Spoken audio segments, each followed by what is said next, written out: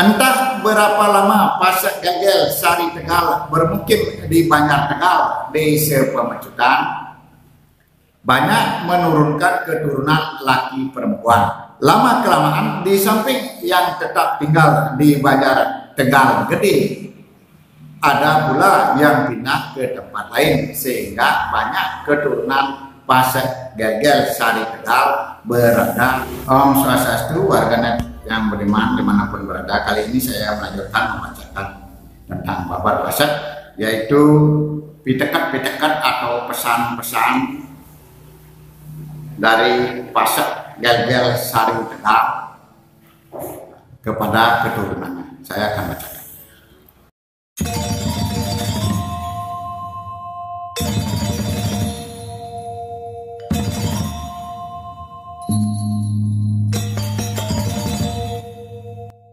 Ada pesan Pasek Gelgel yang disebut Pasek Gelgel Sari Tegal kepada anak cucu sampai kepada keturunannya yang harus diikuti dan ditaati.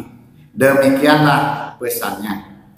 Keturunanku semua, pada waktu kamu meninggal dunia agar dibungkus dengan daun pisang kaiki apabila kamu bisa menyelenggarakan upacara atiwe-tiwe atau parbon, harus memakai peralatan sebagaimana tersebut di dalam bisame dari batare kawitan atau leluhur. Tirte pangantasnya adalah tirte tunggang dari batare kawitan leluhur yang disebut banyu bage puruse abre sinuhun air kencing dari leluhur. Sedang cuntakannya harus dilakukan 3 hari sama dengan pandite dan ratu. Di samping itu kamu berhak mempunyai sisir atau murid dan melakukan wijati mujanggain yaitu pandite.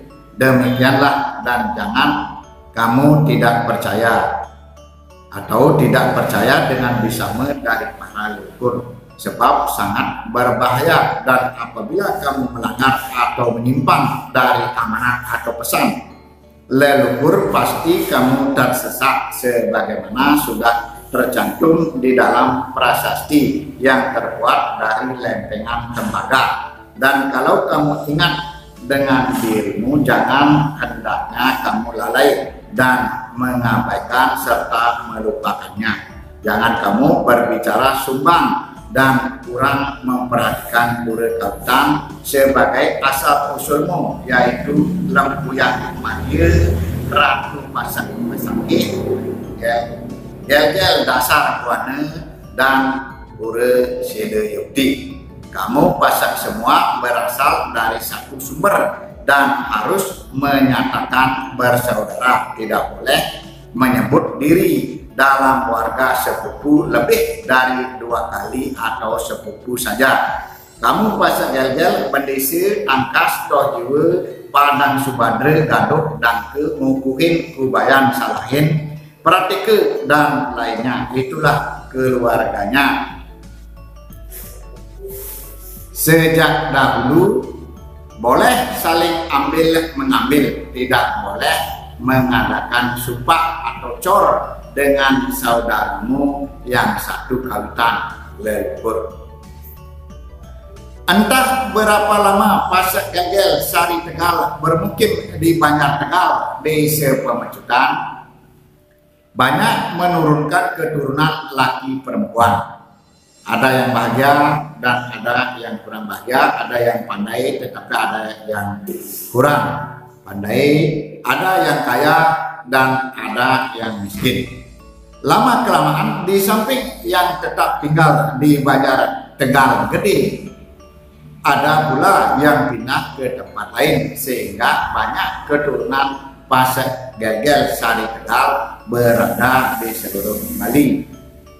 Antara lain Pasek Gelgel di Desa Padang Aji, Pasek Gelgel di Desa Cebok, daerah Gianyar.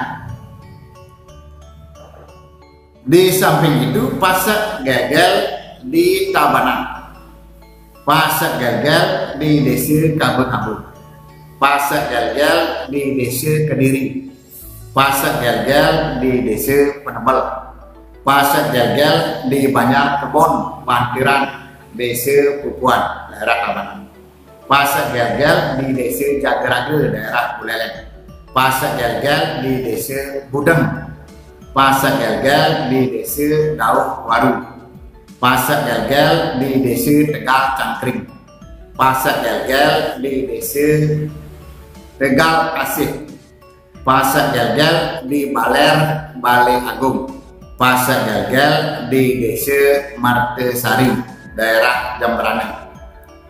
Kecuali itu, keturunan Pasar Gel-Gel Sari Tegal lainnya adalah Pasar Gel-Gel di Banyak Abian Timbul, Desa Pemecutan. Pasar Gel-Gel di Umedwi. Pasar Gel-Gel di Seminyak. Pasar Gel-Gel di Desa Kute. Pasar Gel-Gel di Desa Tuban. Pasar Gel-Gel di Desa Jimbaran.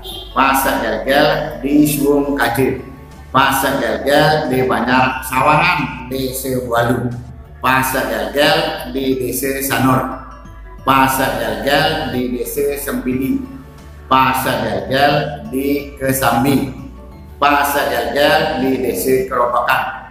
Pasar Gel-Gel di Banjar Tengah, Desa Padang Sambian. Pasar Gel-Gel di Buana Kubu. Pasar Gel-Gel di Beraban.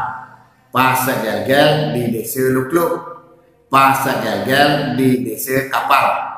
Pasar Gel-Gel di Banjar Gulingan, Desa Menui, daerah Badung dan di lain tempat. Sekarang saya membacakan tentang putra yang bungsu, ini putra yang ke-7 dari Pasar Gel-Gelan yang bernama I Gusti Pasar Gel, yang bernama keturunan dari Gusti Pasar Gel-Gelan yang nomor 7 atau yang bungsu bernama Gede Pasar Sumarti. Saya akan tentang putra bungsu I Gusti Pasar Gel-Gelan bernama Gede Pasar Sumarti, kemudian pindah dari desaan ke daerah Badung. Sesudah bertempat tinggal di sini lalu disebut Pasar Sumarti, dan tempat tinggalnya sesudah menjadi sebuah desa diberi nama Desa Sumarti. Oleh karena Gede Pasar Sumarti pandai dan bijaksana, dapat menyesuaikan diri dengan masyarakat lingkungannya. Ia sangat disayang oleh penguasa Badung, lalu diangkat menjadi kepala desa Sumarti. Dan Gede Pasar Sumarti berhasil dengan sukses di dalam menjalankan tugas kewajibannya. Perilakunya terpuji dan disegani oleh rakyatnya. Keadaan Pasar Gel-Gel Sumarti semakin hari semakin dikenal oleh masyarakat Badung, kemudian banyak menurunkan keturunan. Di sini beliau membangun pemerajan sebagai tempat suci untuk memuliakan dan memuja arwah suci para leluhurnya dan Sang Hyang Widi Wase atau Tuhan Yang Maha Esa, yang pada awalnya berstatus paibon dan merupakan tempat pemujaan satu keluarga. Namun lama-kelamaan sesuai dengan perkembangan keluarganya yang semakin lama semakin banyak jumlahnya, maka pemerajan ini ditingkatkan statusnya menjadi panti, kemudian ditingkatkan lagi menjadi dadye yang dikenal dengan Pura Pasar Gel-Gel Sumarti, yang penyungsungnya tersebar di beberapa tempat atau desa, baik di daerah Badung maupun daerah-daerah lainnya. Warganet yang beriman, begitu dulu saya akan membacakan kembali tentang prosesi dari diangkatnya Gede Pasar Sumarti sebagai kepala desa di Desa Sumarti. Saya